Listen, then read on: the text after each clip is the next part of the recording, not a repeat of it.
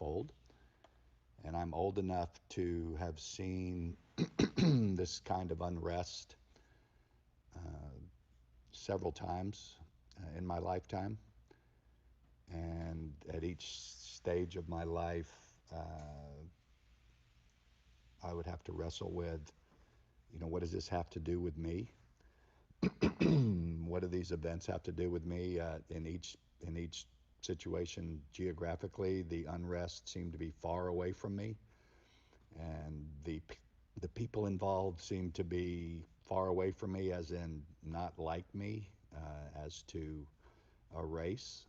Um, what I've discovered here in the last couple of weeks, probably, and I've had to wrestle with it as you have also, is that this is not far away from me. If I'm a follower of Jesus Christ, which I am,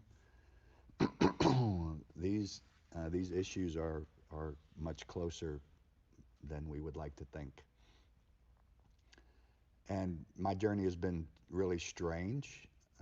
If you're like me, which we're all made of the same stuff, so at some level, if you might acknowledge that having to think in these terms that are unsettling about my role, responsibility, and opportunities in times like this, I first get a little bit defensive, and then I start to cast myself into times past and my relationships and determine with often some sense of justification or rationalization the reality that I'm not one of those actors. So when it comes to what's been described as now this outrage against systemic racism, I want to just go on a little journey of discovery and take you along with me. And I'm going to let some people of color, some African Americans, and what I want to say up front is I'm going to read from some text of important thinkers in the African American community and just try to make some observations along the way. The first piece of literature is a poem that I was responsible for unpacking when I was in my undergraduate degree program at the University of Houston in my English literature class. So as I read these things and we discuss them, just know that these writers come from a different time and they use different terms. For example, one of our texts that I'll use from a speech in 1969, the African American man himself, to self-describe himself and his people of color, is Negro. So I'm not using it disparagingly. I just wanted to bring it accurately and verbatim as we discuss. But I think the question is, as we move, well, if you're a Christian and you're not an African American Christian, are, are you unsettled right now?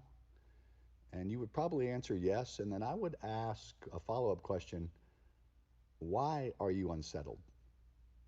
I mean, what is it about this time that has you like an imbalanced and trying to find some solid ground?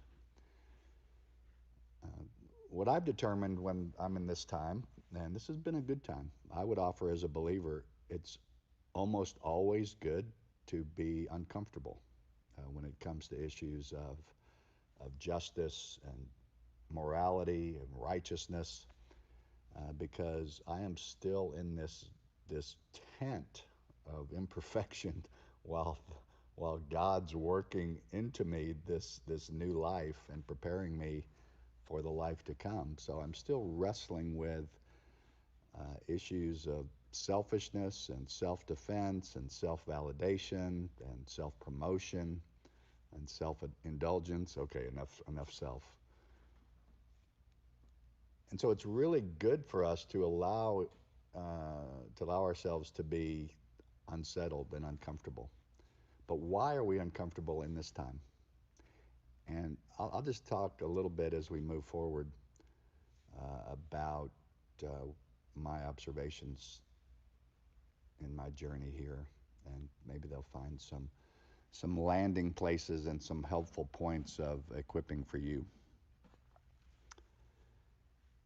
So we all, I think, know that our country, America, was founded predominantly on Christian principles, and we also know that at the same time there were some behaviors systemically, meaning rooted in the structure, that were profoundly non-biblical. Had nothing to do with the golden rule. Uh, Treat one another as you would want to be treated, which comes out of Jesus's mouth. You might think it's some axiom that it just came out of nowhere. Uh, these behaviors, and I'm talking about slavery now, had nothing to do at all with biblical foundations. Uh,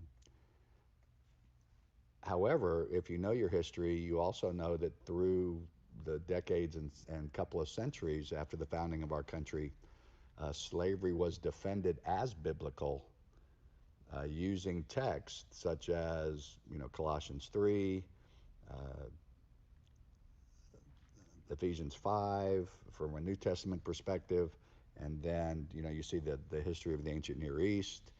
There is an indenturedness or a slavery, if you will, which I could spend a lot of time talking about the distinctives of ancient Near Eastern slavery and what ancient Israel, God's people, were mandated to do in treating people who worked uh, for them and their families as these indentured ones, and also in the first centuries of Christian living, what it meant for now these new believers who were coming out of all kinds of philosophies and worldviews and other false religions into this relationship with the true and living God, and how these Christians were being taught from a perspective of everyone's made in the image of God, uh, how to treat in relationship those who are working with and for them as indentured ones. There are some major differences in what it means to be, and I'm using the broad term slavery, but the term slave may be common to this vocabulary, but in the dictionary sense, meaning how it's understood and how it's practiced, there are differences. So we know that African American people were oppressed and brutalized throughout the early history of our country.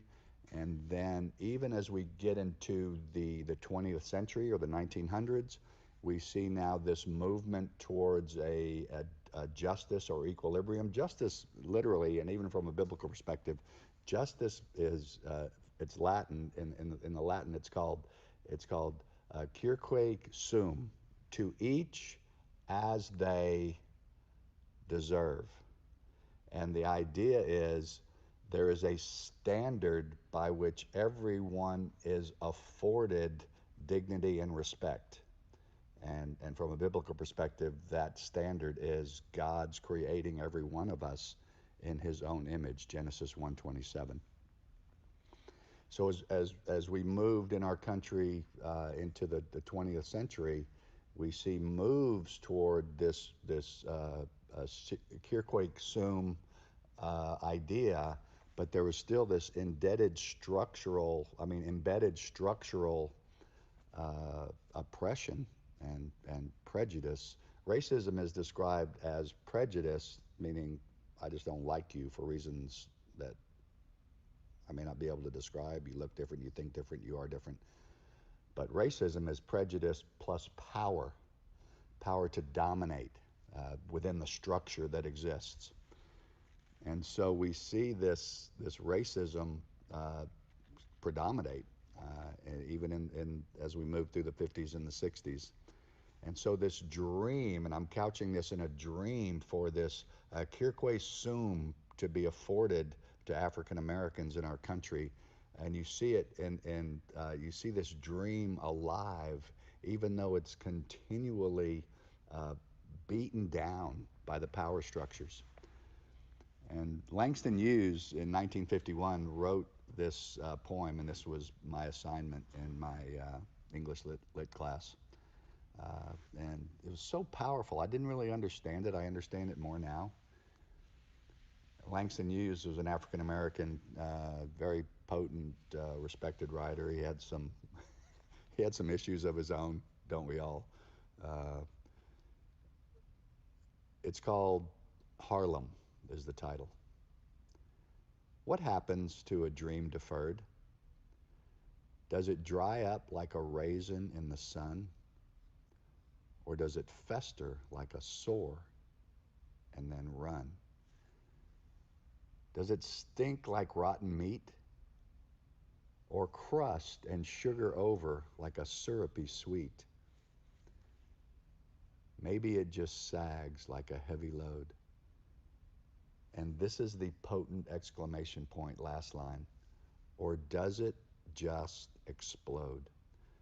What Langston Hughes is doing here, he's couching in very lyrical, powerful terms uh, this dream of justice and opportunity, this cirque sum that's promised through a Christian category that overhangs our country, this banner, and yet continually is deferred, meaning it's delayed, it is set aside, it is promised and then snatched away. And so this is his exposition of the emotional intensity of this dream of cirque sum being offered and then snatched away again and again. And not just snatched away. If you just look at the nonstop violence acted out against the African American community. I did some study this week and I was broken. I don't know if I'd never been exposed to these historical realities, but this dream, he says, when it's deferred over and over again, it's almost like a pressure cooker. And at the end, does this dream deferred finally just explode? And that's what we've seen at times in our nation's history, and that's what we're seeing right now over the violence that's occurred. And the tip of the iceberg have been the recent tragic, uh, unjust killings of several African Americans over the past several months, and the tip of the spear being George Floyd. And it's sort of the popping of the top of the pressure cooker and then exploding. And so this next bit of literature from an African American figure, Dr. Martin Luther King. Uh, as I read his speech again this week, I don't know if you've ever read his speech in its entirety. I know you've probably heard sound bites, but this is August 28th, I believe, of 1963 in Washington, D.C. And it's his famous "I Have a Dream" speech. So Langston Hughes talked about the dream deferred. Well, Martin Luther King, in his passionate rhetoric and his deep commitment to cirque sum, to each his own under the banner of equality. That's justice. That's biblical justice. Uh, when I read his speech again, it reminded me of just one verse in Psalm 89, where the psalmist says of God, "Righteousness and justice are the foundation of your throne. Unfailing love and truth walk before you as attendants." So they're like the flag bearers, the standard bearers that go before God and His majesty, unfailing love and truth. And that is to be the earmark for every Christian. Righteousness and justice combined with unfailing love and truth in motion. Walk before, walk alongside. And this is a singular verse that came to mind. And if you know Martin Luther King's work, Martin Luther King was a flawed figure as well. He had some foibles, as do we all. He was deeply committed, as we know, even unto the death in his assassination, to this cirque sum. And so he comes. It's called I think it's the March for Jobs and Opportunity, something like that. I forget.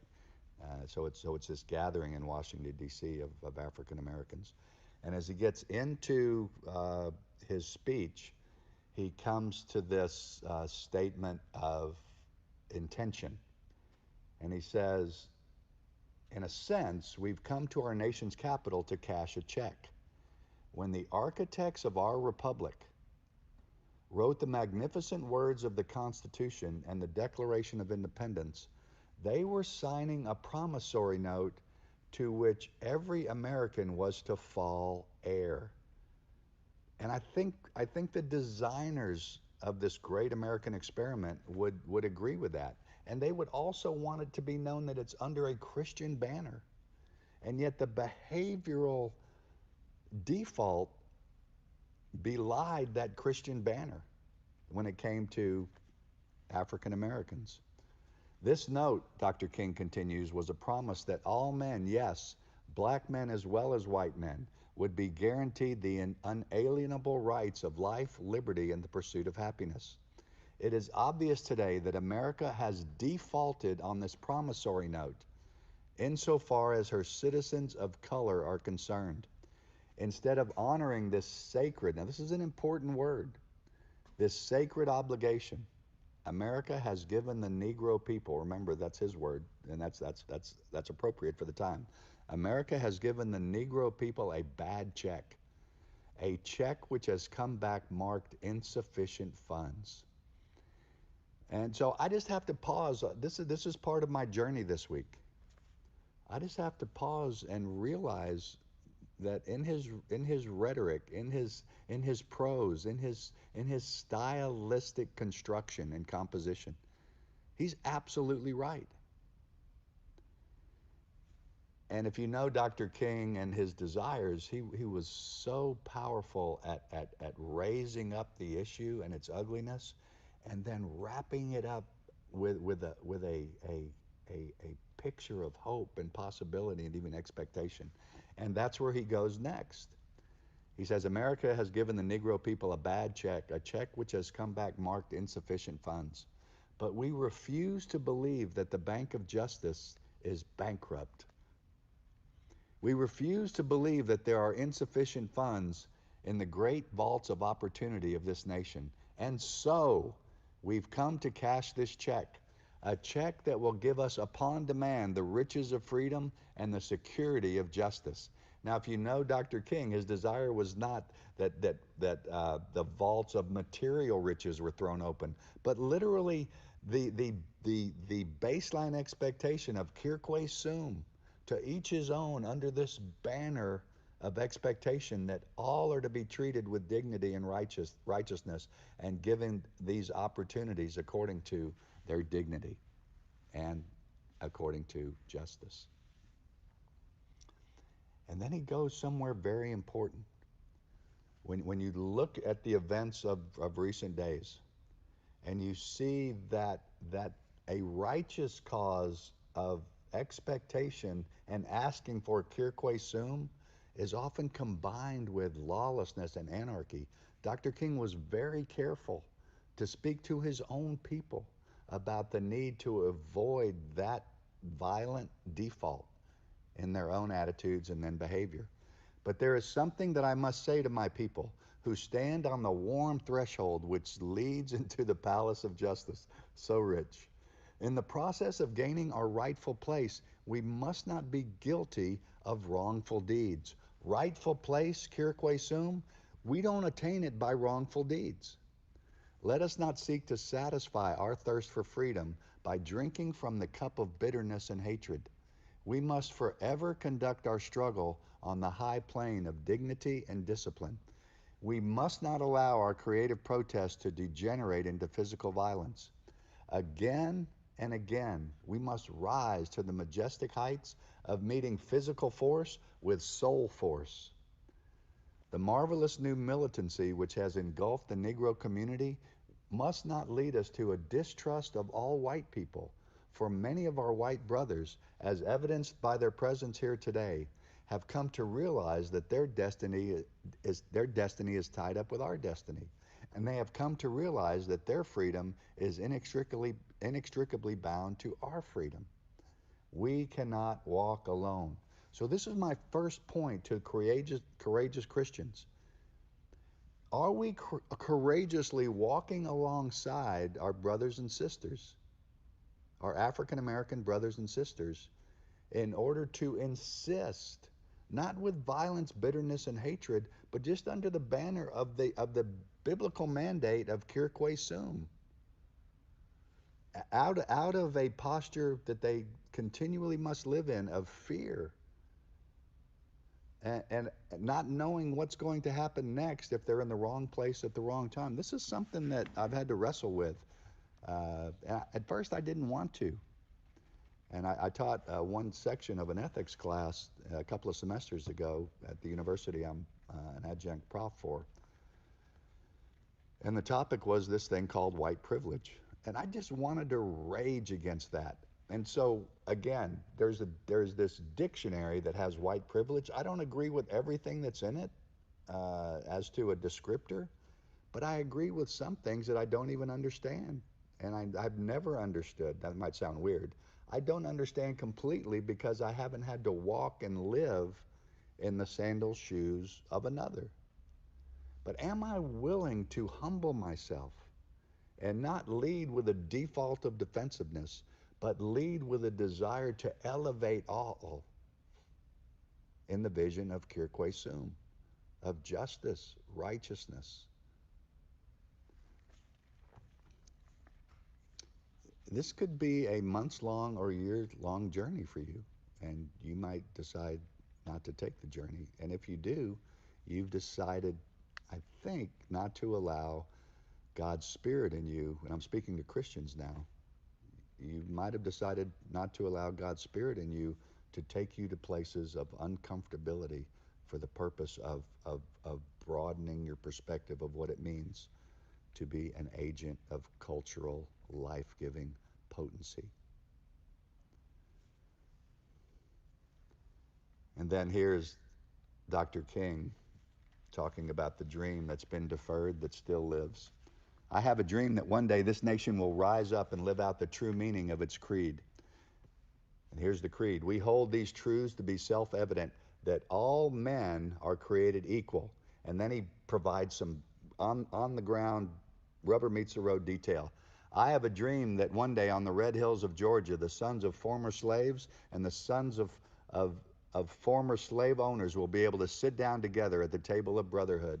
I have a dream that one day even the state of Mississippi, and we could plug in any state here, a state sweltering with the heat of injustice. And it was really hot that day in Washington, D.C., so he used that to, I think, magnificent potential. A state sweltering with the heat of injustice, sweltering with the heat of oppression, will be transformed into an oasis of freedom and justice. I have a dream that my four little children will one day live in a nation where they will not be judged by the color of their skin, but by the content of their character. I have a dream today.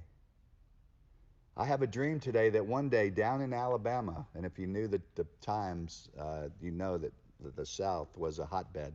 And if you know your history, you know that the North was also a hotbed of injustice in many different types of expression. But I have a dream that one day down in Alabama, with its vicious racist, with its governor, and he's speaking of George Wallace, with its governor having his lips dripping with the words of interposition and nullification. You'd have to study out what that means in context. One day, right there in Alabama, little black boys and black girls will be able to join hands with little white boys and white girls as sisters and brothers. I have a dream today. And then he gets, and then he waxes biblical, and he couches all this current context and reality and desire of specific rubber meets the road, boots on the ground context of this dream in biblical vision. I have a dream that one day every valley will be exalted, every hill and mountain shall be made low, the rough places will be made plain, and the crooked places will be made straight, and the glory of the Lord shall be revealed, and all flesh shall see it together. And I would offer, and I'm a passionate protector of using the biblical text well. I will offer that this is a good use of a biblical vision to wrap up the detailed context and content in this dream's desire. That all flesh will see together the glory of the Lord, that places that are low and oppressed will be raised up. Attitudes and mountains of pride and privilege will be made low so that the way is smooth for everybody. It's been a journey. And it's so interesting to me because again, if you're like me and I'm like you, we're all made of the same stuff.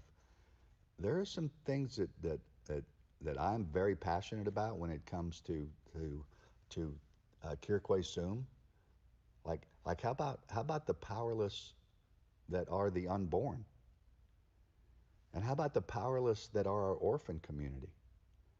And we do a lot. I speak out regularly if you know about Life on the Journey. And my wife is a courageous crusader for life in the womb.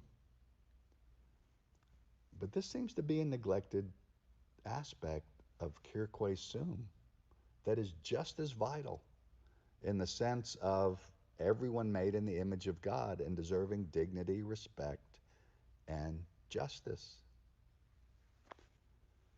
So, what is a courageous Christian to do? The first thing a courageous Christian does is look inwardly and confess his sin. Sin of commission, of injustice. And you may not even recognize it, so ask the Lord to search your heart. I've had to confess not necessarily sins of commission, of injustice, but sins of omission in not being proactive enough to speak on these issues, to encourage dialogue, to encourage a change of mind. So a courageous Christian first confesses sins, both of commission and omission. Commission is acting intentionally.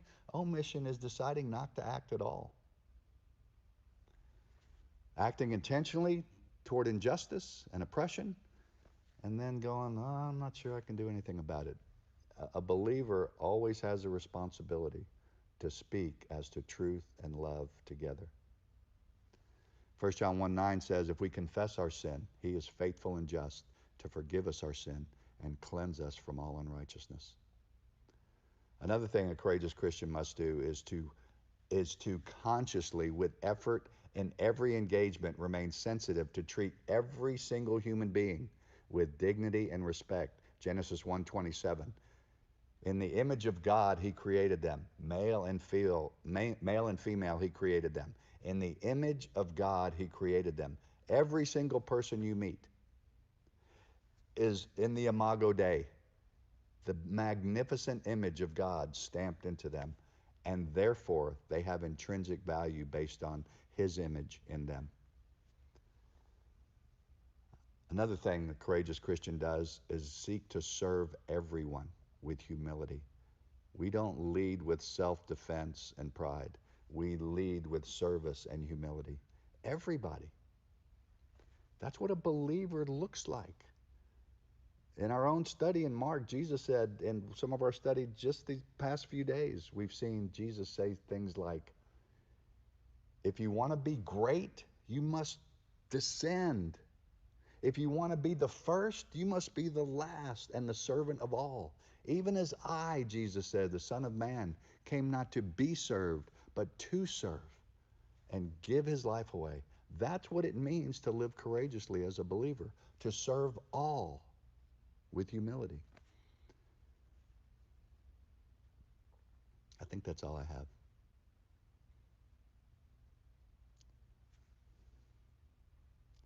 Psalm 89:14 to close.